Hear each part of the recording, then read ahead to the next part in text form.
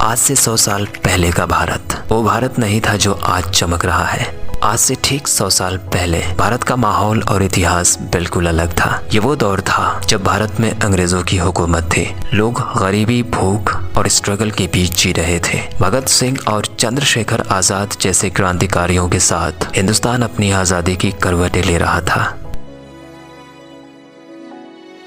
100 साल पहले का भारत एक ऐसे मुश्किल दौर से गुजर रहा था जहां लोगों के लिए सरवाइव करना भी एक बहुत बड़ी चुनौती हुआ करती थी। ये वो दौर था जब भारत में ब्रिटिश की हुकूमत चलती थी, जहां देश में गरीबी अपने चरम पर थी। गरीबी इतनी ज्यादा थी कि लोगों के लिए 2 वक्त का खाना भी बहुत मुश्किल से हो पाता था। इस वक्त देश एक बहुत भयानक अकाल और महामारी से गुजर रहा था। भूख और कमजोरी की वजह से लोगों में नई नई बीमारियां फैल रही थी। चेचक, हैजा, मलेरिया और इन्फ्लुएंजा जैसी बीमारियों की वजह से करोड़ों लोगों की जान गई। इस समय देश में ना कोई प्रॉपर हॉस्पिटल थी और ना ही मेडिसिन अवेलेबल थी, जिससे लोगों का अच्छी तरह से इलाज भी नहीं हो पाता था। इन्फ्लुएंजा बीमारी, जो स्पेनिश फ्लू के नाम से भी जाना जाता था, ये भारत के इतिहास की सबसे घातक महामारी थी। 1918 से 1920 के बीच इस बीमारी ने लगभग 1 से 2 करोड़ लोगों की जान ली। उस वक्त भारत में इस बीमारी को बॉम्बे फीवर और खूनी बुखार नाम दिया गया।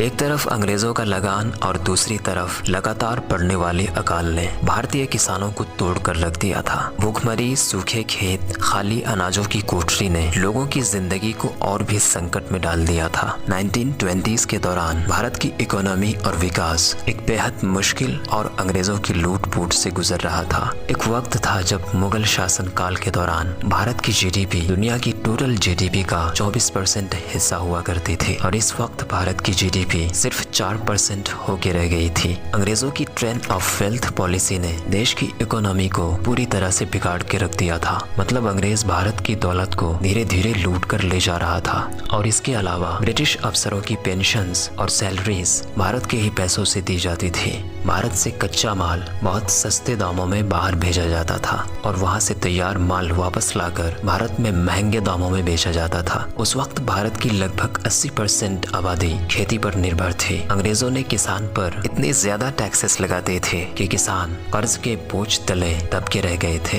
अंग्रेजों ने भारतीय किसानों को मजबूर किया कि वो चावल, गेहूं जैसे अनाजों को छोड़कर नील, कपास और चाय की खेती करें ताकि ब्रिटिश इंडस्ट्री को और ज्यादा फायदा हो। इसी बीच महात्मा गांधी ने असहयोग आंदोलन शुरू किया, जिसका उद्देश्य था ब्रिटिश हुकूमत के साथ सहयोग न करना, स्वदेशी चीजों को अपनाना।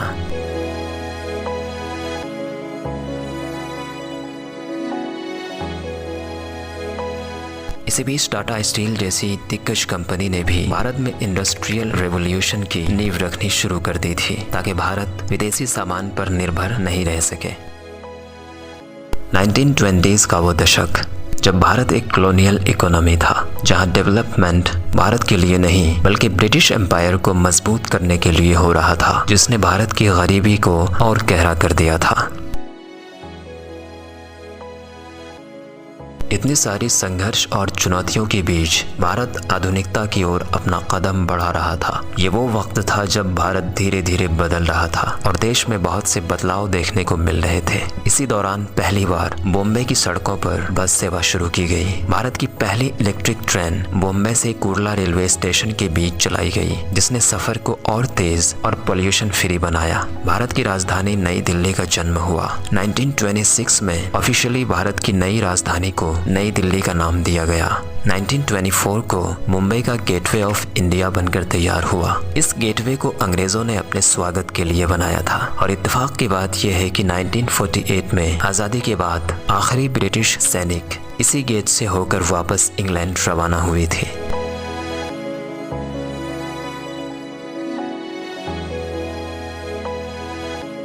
9 अगस्त 1925 का कोकरी कांड ने ब्रिटिश एम्पायर को हिलाकर रख दिया था। लखनऊ के पास कोकरी स्टेशन पर राम प्रसाद बिस्मिल, अशफाकुल्ला खां, चंद्रशेखर आजाद और उनके साथियों ने मिलकर भारत से बाहर भेजी जा रही खजाने को लूट लिया गया। ये सिर्फ एक डकैती नहीं थी, ये ब्रिटिश सत्ता को दिया गया एक कड़ा जवाब था। मगर अफसोस की बात ये थी कि राम प्रसाद बिस्मिल और अशफाकुल्ला खां पकड़े गए और उनको फांसी दे दी गई, लेकिन उनकी शहादत ने पूरे देश में आजादी की आग को और भड़का दिया।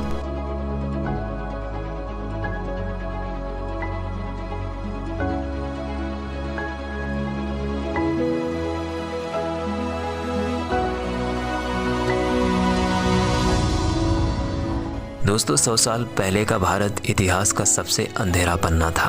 हर दिन एक नया स्ट्रगल और एक नई चुनौती होती थी। इन सब मुश्किलों के बीच भी लोग जीते थे और एक बेहतर कल की उम्मीद रखते थे। आज जब हम पीछे मुड़कर देखते हैं तो समझ में आता है कि हमने कितनी लंबी और दर्द भरी दूरी तय की है। वो दौर सिर्फ एक हिस्ट्री नहीं बल्कि वो हमारी कहानी है।